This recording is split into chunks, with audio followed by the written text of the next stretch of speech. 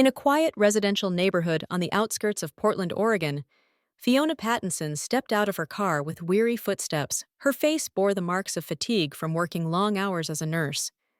She had been working in the pediatric department at Portland General Hospital for 12 years. While gathering her graying hair into a ponytail, she looked up at the windows of her house. It was a slightly weathered home, but it had been a place of comfort for her and her daughter Mabel. "Mom, welcome home!" The door swung open energetically, and 10-year-old Mabel came running out. Fiona's face brightened with a smile as she saw her daughter. With her long brown hair and pigtails on either side of her head and bright blue eyes, Mabel had been staying with Mrs. Thompson next door after coming home from school. For Fiona, who had been working night shifts continuously, the cooperation of her neighbors was indispensable. "I'm home, Mabel. How was school today?" Fiona asked while embracing her daughter. Mabel answered while sniffing the scent of her mother's uniform. "It was really good. We did an experiment in science class, and I got a perfect score on my math test." "That's wonderful. My daughter is a genius," Fiona said, stroking Mabel's head. When they entered the house, Mabel's homework was already spread out on the living room table. Fiona headed to the kitchen and took out leftovers from the refrigerator. Finding time to cook was always a challenge amid her irregular nursing schedule. "Mabel, are you hungry? I'll heat up some chicken soup." "Yes, but first look at this." Mabel proudly showed a picture she had brought home from school. It was a drawing of her family, Fiona and Mabel, and Frank, Mabel's father, who had divorced Fiona 5 years ago. Fiona felt a slight tightening in her chest. "That's a lovely picture, Mabel. Dad said he wants to see it too. I'm going to take it with me when I see him next weekend." Fiona nodded silently. The divorce from Frank hadn't been amicable, but she tried to maintain as good a relationship as possible for Mabel's sake. Frank spent time with Mabel only 2 weekends a month. No more, no less. While preparing dinner, the phone rang. Fiona picked up the receiver with a sigh. "Hello, Pattinson speaking. Fiona, how are you? Can you talk now?" The voice on the other end of the line was Fiona's mother, Jade. She still hadn't stopped meddling in her daughter's life. "Yes, I'm just preparing dinner." "Still feeding her fast food? That child should be eating more nutritious meals." Jade's voice was tinged with criticism. Fiona closed her eyes and took a deep breath. "It's chicken soup, homemade." "I see. By the way, Maddie and I have made plans for the weekend. We thought we'd take Mabel shopping." Fiona's sister Maddie had a strong bond with their mother. The two of them were constantly critical of Fiona, especially continuing to criticize her for spoiling Mabel and how she raised her. "Shopping? That's unusual for you two to want to take Mabel out." "It's a grandmother's right to spend time with her grandchild, isn't it? Besides, that child needs to develop more social skills. She lacks independence because you spoil her too much." Fiona tried to argue, but the words caught in her throat. It was always difficult to assert her opinions against her mother and sister. Since childhood, she had learned to simply stay quiet and obey in front of them. Mabel has plenty of social skills. She has lots of friends at school. But she needs to learn about the harshness of the real world. Maddie and I will take her to Woodfield Mall on Saturday afternoon. You should take some time off. You're always working, and you don't look well. Fiona felt weary, but considered the idea. She was indeed tired from consecutive night shifts. Maybe it wouldn't be bad for Mabel to go shopping, and jadefully, she wanted some time to herself. "All right, I'll ask Mabel." After hanging up, Fiona approached Mabel with the idea. Contrary to her expectations, Mabel's eyes lit up. "Shopping with Grandma and Aunt Maddie? I want to go. Maybe I can pick out Christmas presents too." Fiona smiled. "Yes, probably on Saturday." On Saturday morning, Jade and Maddie arrived at Fiona's house. As usual, Jade appeared with perfect makeup and expensive clothes, and Maddie was similarly well dressed. The two of them frowned slightly at seeing Mabel's casual attire. "Oh, are you going in those clothes? Don't you have anything cuter?" Maddie asked, making Mabel shrink a bit. "Her clothes are cute enough," Fiona said, but the two ignored her. "Anyway, let's go. Fiona, we'll be back in the evening. Get some rest," Jade said in a commanding tone. Fiona kissed Mabel goodbye. "Have fun, Mabel. Call if anything happens. I'll be fine, Mom. You get some rest. Mabel waved cheerfully as she watched Jade's luxury car drive away. Fiona felt a strange uneasiness spreading in her chest, but she suppressed that feeling. Her mother and sister were Mabel's family. Surely everything would be fine. Fiona returned to the house and decided to enjoy her rare free time. She read a book, caught up on housework, and in the afternoon, she took a long bath. However, as time passed, her anxiety increased again. By evening, there was still no contact from the three of them. Fiona picked up her cell phone and called her mother. There was no response. She then tried calling Maddie, but again there was no answer.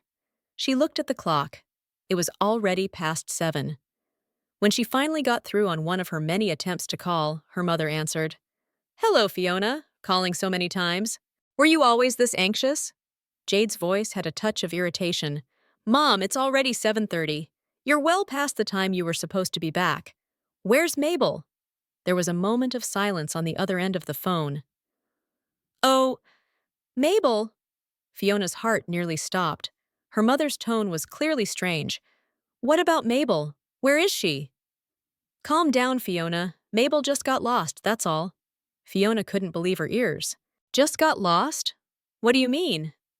"We're at Woodfield Mall. Maddie and I are at the food court. We've just explained the situation to security." Fiona grabbed her car keys with trembling hands. "I'll be right there." The 20-minute drive to the mall felt like an eternity to Fiona. Her mind was in chaos, imagining the worst scenarios. She ran red lights and exceeded the speed limit. Sliding into the mall parking lot, Fiona rushed into the building. Remembering the path to the food court, she quickly found her mother and sister. The two were talking with a security guard while drinking coffee. Their composed demeanor made Fiona's anger rise. "What happened?" she shouted as she approached them. Jade elegantly put down her coffee cup and looked up at Fiona. "Fiona, stop raising your voice in public. Where is Mabel?" Fiona tried to control her voice, but the trembling wouldn't stop. Maddie shrugged. "We don't know. We were just trying to give her an educational experience." "Educational experience?" Fiona's voice was ice cold. Jade calmly explained. "Mabel needs to learn about the harshness of society. Children who are raised overprotected can't survive in the real world." "What was this educational experience?" Maddie spoke up. "Hide and seek. We told Mabel, 'Wait here, we'll come find you soon,' and watched from a distance. But it seems she went somewhere," Fiona gasped. "You left a 10-year-old child alone in a large shopping mall?" "It's to raise her to be strong. You always spoil her too much," Jade said calmly. The security guard interrupted. "Ma'am, I need detailed information about your daughter. Do you have a photo?" Fiona took out her cell phone with trembling hands and showed a recent photo of Mabel. She has long brown hair and blue eyes. Today, she was wearing a navy blue t-shirt and denim shorts. "When did she go missing?" the guard asked the two women. Maddie answered, "Probably around 4 o'clock. But don't worry, I'm sure she'll be found soon." She smiled. "All children learn independence this way." Fiona tried to maintain her composure despite her intense anger. "She's been missing for more than 3 hours. Why didn't you contact the police immediately?" "The police? You're overreacting." Jade looked at Fiona with contemptuous eyes. "If she got lost, that's her own responsibility. She'll learn from such experiences." Fiona turned back to the security guard. "Please contact the police. My daughter may have been kidnapped." Jade and Maddie exchanged glances. "Well," the guard nodded and began making contact on his radio. Fiona collapsed into a chair, feeling all strength drained from her body. "Why?" she asked in a trembling voice. "Why would you do this?" "Because there's a problem with your parenting," Jade said coldly. "That child is too spoiled. It was time for her to know the harshness of reality." Maddie nodded in agreement. "Please don't worry. She'll be found. This is part of growing up." Fiona stared at them in disbelief. She couldn't understand how her mother and sister could be so cruel. When the police arrived, the search began in earnest. As they checked the mall's security camera footage, a horrifying Jade was revealed. There was clear footage of Jade and Maddie leaving Mabel behind. They said something to her and walked away laughing. Mabel watched them go with a confused expression, standing still for a while. The police officer showed Fiona the footage and explained, "Your daughter stood there for a while, but after about 15 minutes, she started moving. She left the food court and headed toward the toy department. We're checking the footage from there now." Fiona couldn't stop her tears as she watched the footage. Mabel's anxious face, her small body getting lost in the crowd, and the cruel expressions of her mother and sister, who watched her while laughing. "We were just doing it as part of education," Jade was explaining to the police officer. "It was necessary to teach her about the harshness of society." The police officer's expression hardened. Deliberately placing a child in a dangerous situation could be considered neglect. "Neglect? That's ridiculous!" Maddie raised her voice. "We were thinking of her." Fiona wanted to cover her ears. She didn't want to hear any more excuses from them. In her mind, there was only Mabel's smiling face, and her last words, "Mom, get some rest," kept coming back to her. "Ms. Fiona," Detective Carol Jenkins gently called out, "we're proceeding with this as a kidnapping case. We found footage from security cameras near the mall showing your daughter with a suspicious man." Fiona looked up. A mixed feeling of hope and fear came over her. "Is Mabel alive?" "From what we can judge from the footage, it doesn't appear that your daughter was forcibly taken away. However, this man is clearly a stranger, and there are several concerning points." Detective Jenkins took out a tablet and played the footage. It showed Mabel with a tired expression, with clearly red eyes from crying. She was sitting on a bench near the mall exit. A middle-aged man approached and said something to her. Mabel seemed wary at first, but her expression gradually softened at the man's words. At the end of the footage, the two were seen leaving the mall together. "We've identified this man's face." Detective Jenkins showed another photo. "His name is James Bond, 43 years old, single. He lives alone in an apartment on the outskirts of Portland and works at an electronics store. He has no criminal record." "But why did Mabel go with him?" Fiona was confused. "It's clear that your daughter was frightened. The man probably said he would help her. As for only finding the clothes," the detective continued, carefully choosing her words, "we don't need to consider the worst scenario yet. While the clothes may have been removed, they might have simply been changed to hide her identity." At that moment, the police station door opened and Jade and Maddie entered. Their faces showed signs of fatigue, but still not a trace of guilt. "Fiona," Jade approached, "any new information?" Fiona stood up, trembling with anger. "It's your fault. It's all your fault that Mabel is—" "We did what we thought was best," Jade replied calmly. "Best?" Fiona raised her voice. "What's good about abandoning a 10-year-old child in a mall full of strangers?" "It was time for her to learn about the harshness of society," Maddie joined in. "You always spoil her too much." Fiona pointed at the security camera footage with trembling fingers. "Look! Mabel went with a stranger. Is this the harshness of society you're talking about?" Jade and Maddie watched the footage and seemed to understand the seriousness of the situation for the first time. However, they still wouldn't admit their fault. "It was Mabel's own judgment to go with him," Jade said. "We are not responsible." Detective Jenkins interrupted with a stern expression. "Your actions could constitute child abuse. You deliberately placed the child in a dangerous situation." Jade and Maddie looked surprised. For the first time, anxiety appeared in their expressions. Meanwhile, Mabel was in James Bond's apartment. She had been changed into new clothes and was staying in a small bedroom. The room was locked, but she wasn't being treated badly. James gave her meals and maintained a gentle tone when speaking to her. "Please, I want to go home," Mabel pleaded to James with tears in her eyes. He had just entered the room and placed a sandwich for dinner. "No, your family abandoned you. I'll protect you," James said, but there was uncertainty in his eyes. Mabel was a smart child.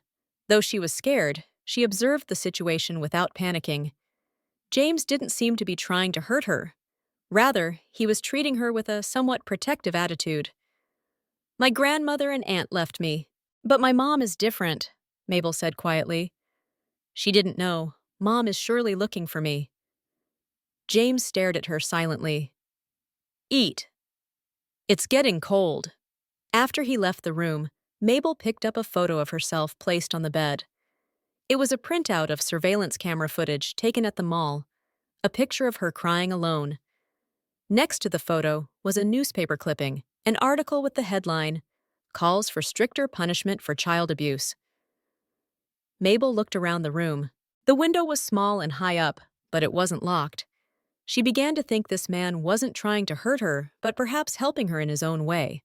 But that was wrong. Mom must be worried. The police must be searching for her. She gathered her courage and decided to talk to James again, to understand him, and to get him to return her home. Meanwhile, at the police station, new information had come in from James's workplace. He had taken leave 2 weeks ago, and according to his colleagues, he often talked about having received strict education as a child. Specifically, he seemed to have been abused by his mother and aunt under the pretext of learning the harshness of society. Detective Jenkins explained to Fiona, "There's a possibility that Bond tried to rescue your daughter due to his past trauma." According to his colleagues, he was very sensitive about child abuse. Fiona covered her face with trembling hands. "Then Mabel is?" "There's a high likelihood she's alive," the detective asserted. "The investigation team has identified Bond's apartment. They're heading there now." Fiona prayed with all her heart and soul that Mabel would be safe. On the morning of the 5th day of the search, a girl was standing at the front entrance of Woodfield Mall. She was wearing a new light blue dress, and her hair was neatly tied. The girl's expression was a bit tense, but she didn't seem terrified. The first security guard of the morning noticed her just 30 minutes before the mall opened. "Good morning, young lady. What are you doing here alone?" Security guard Bruce asked kindly. The girl looked straight up at him. "I am Mabel Pattinson. Please call my mom." Bruce's eyes widened. He immediately took out his radio and made a call. "Emergency contact. Mabel Pattinson has been found. Front entrance." Within minutes, police officers and other security guards rushed over. Mabel calmly gave her name and her mother's contact information. The police immediately contacted Fiona. Fiona had barely slept for 3 days. She had been going back and forth between the police station and home, terrified of when the tragic news might come in. When the phone rang, she picked up the receiver with trembling hands. "Pattinson speaking." Her voice was hoarse with fatigue. "Ms. Pattinson, this is Detective Jenkins. I have good news. Mabel has been found. She's safe." Fiona collapsed to her knees. "Mabel? She's alive? Really? Where?" "She was found at the front entrance of Woodfield Mall. A police officer is with her now. Can you come here right away?" Fiona drove like mad. When she arrived at the mall, police cars and ambulances had gathered. She jumped out of the car and ran toward the center of the circle of people. "Mabel!"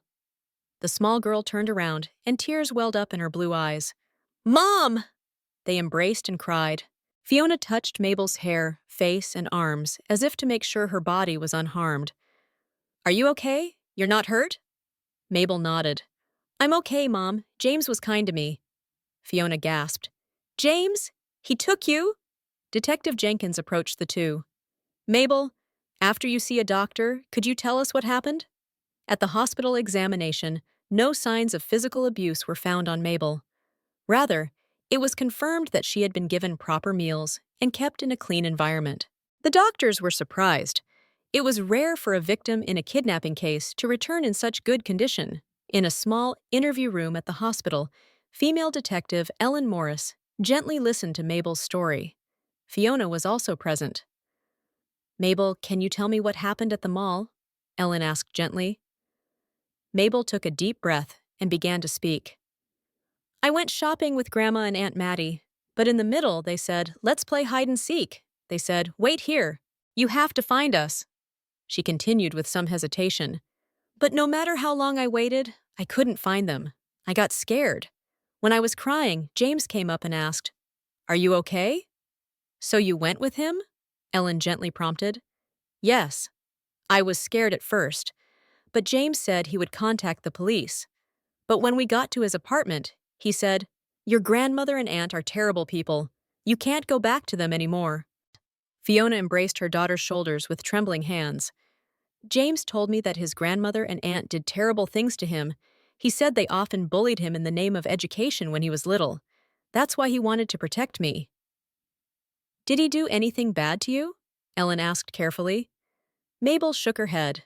No, he bought me new clothes and made delicious food, but he wouldn't let me go outside.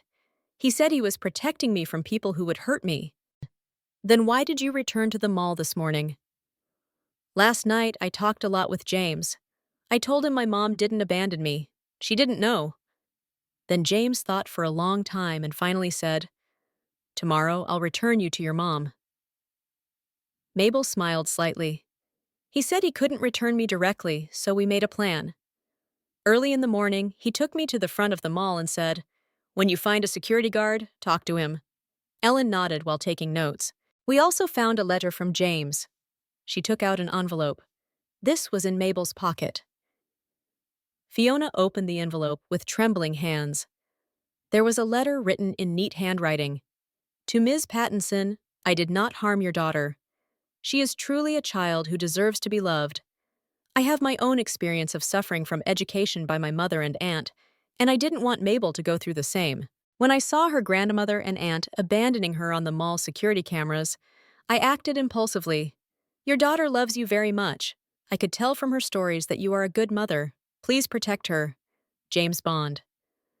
Fiona couldn't hold back her tears. A complex mix of emotions, anger, relief, surprise, came over her. Where did James go? Fiona asked Ellen. We don't know yet. His apartment was empty. His belongings had been taken out. He probably fled after returning Mabel. Fiona held Mabel tightly. It's okay now. You can go home. Mom, Mabel looked into her mother's eyes. What will happen to Grandma and Aunt? Fiona's expression hardened. They will never come near us again. Will James be caught? There was concern in Mabel's voice. The police are looking for him, Fiona answered honestly. But the fact that he didn't hurt you, and that he ultimately did the right thing, will be taken into consideration in court, I think. Mabel nodded, seeming relieved. James isn't a bad person. I think he was just hurt. Fiona was surprised by her child's insight, that a 10-year-old could have such deep empathy. Her heart filled with pride and love. 3 months passed. Fiona and Mabel had moved to the opposite side of Portland and started a new life in a small but bright house. The two were gradually recovering from the trauma of the incident. Mabel had a weekly session with a kind female counselor. She was surprisingly strong, and the counselor said, Mabel's resilience is remarkable. Fiona felt proud of her daughter's strength. One peaceful Saturday morning, a letter arrived in the mailbox. There was no sender's name, but the postmark was from a distant state. Fiona opened it, wondering. To Ms. Pattinson, it's been 3 months. Is your daughter doing well? I've been worried about her all this time. I don't expect what I did to be forgiven. However, Mabel's words changed my life. I am currently starting a new life under a different name in a small town in Wyoming. I've begun volunteering at a local orphanage. I hope that by supporting children who have been hurt, I can make some amends. The enclosed memoir is a record of my childhood. It details the abuse called education from my mother and aunt. This is why I took Mabel that day. But that is no excuse. Please tell Mabel that her pure heart and kindness saved a broken adult. James. Fiona was overwhelmed with complex emotions as she read the memoir. James's childhood was filled with unimaginable abuse. Still, he ultimately did the right thing. Fiona couldn't forgive him, but she did feel a kind of understanding and gratitude for returning Mabel safely. Meanwhile, Jade and Maddie's lives had been transformed. The incident was widely reported in local news, and their excuse of educational consideration received strong condemnation from society. Jade had been expelled from her church volunteer group, and Maddie had lost her place at work. Jade now sat alone by the window in her large, empty house. She had an old album in her hands and was looking at photos of Fiona when she was little. For the first time, she began to question herself. The question, was I wrong? Was beginning to sprout in her heart. Maddie couldn't escape her mother's influence and had moved to a new town, living as if running away from her mistakes. That night, Fiona and Mabel were spending time on the living room sofa. They had just finished watching a movie. Mom, Mabel suddenly asked, family isn't just about blood ties, right? Fiona was a bit surprised. That's right. Family means people who love, protect, and support each other. James protected me in the end, Mabel said quietly. Grandma and Aunt are family, but they didn't protect me. That's true. Fiona was surprised by her daughter's insight. Even if it's just the two of us, we're a proper family, right? Mabel's eyes were full of hope. Of course, Mabel, Fiona embraced her daughter. We are the best family. That night, Fiona decided to write a reply to James's letter. Although she couldn't forgive him, she wrote words of gratitude for returning Mabel safely and wishes for his own healing. Outside the window, snow had begun to fall quietly. A warm light glowed in Fiona and Mabel's small house. There was the image of a true family, created by the strong bond between the two.